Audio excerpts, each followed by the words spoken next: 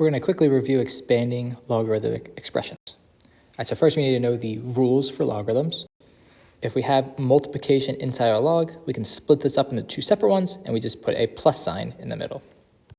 If we have division, well, that's the opposite of multiplication, so I get the opposite of addition in between.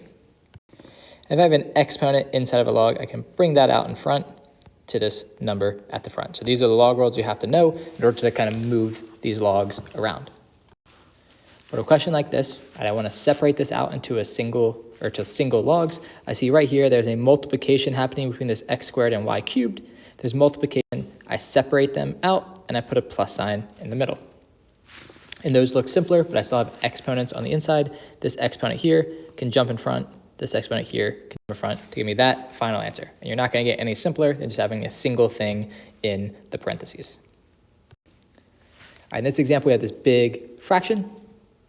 And when we separate this out, anything that's in the top of your fraction is going to end up positive when you separate them all out.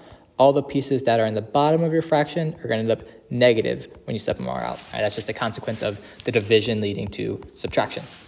All right, so I can separate all these different individual pieces out, positive, negative, negative.